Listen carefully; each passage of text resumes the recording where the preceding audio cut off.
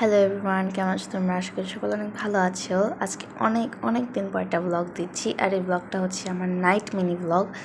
তো দেখিয়ে দিই এখন কয়টা বাজে। এখন বাজে অলমোস্ট 12টার মতো, 12টা না 12টা পার হয়েও গিয়েছে অলরেডি।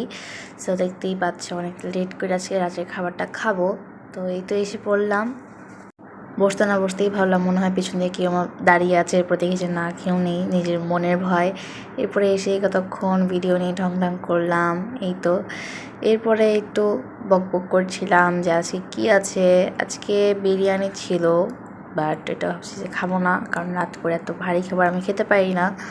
আমার পরে লাইক গরম লাগে, অস্থির লাগে এত খাবার, ভারী খাবারগুলো খেলে। তো আমি নর্মালি জাস্ট ভাত আর চিকেন পোলাও দিয়ে সামথিং খেয়েছি।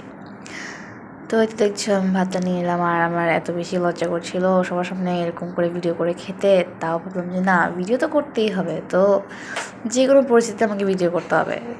এখানে আমরা কথা বলছিলাম মাওয়া বিষয় নিয়ে, মাওয়াতে যাব ভাবলাম।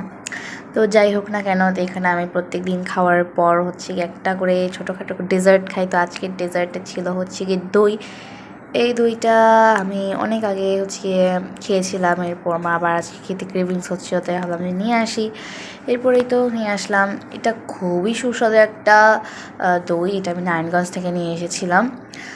তো এটা বেসিক্যালি একটা টক মিষ্টি দই। সো তোমরা ভিডিও এনজয় করো, এর মধ্যে আমি আমার দইটা খেয়ে ফেলি।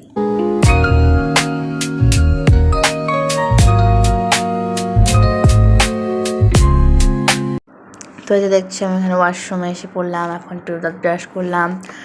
টুথব্রাশ আমার সবসময়ই করতে হয় রাত্রে, নাহলে আমার ভালো লাগে না, কেমন লাগে। এরপর মুখ টুক ধুয়ে নর্মালি বেসিক্যালি একটা স্কিন কেয়ার করলাম, জাস্ট একটা ময়শ্চারাইজার, ভ্যাসলিন, ব্যাস।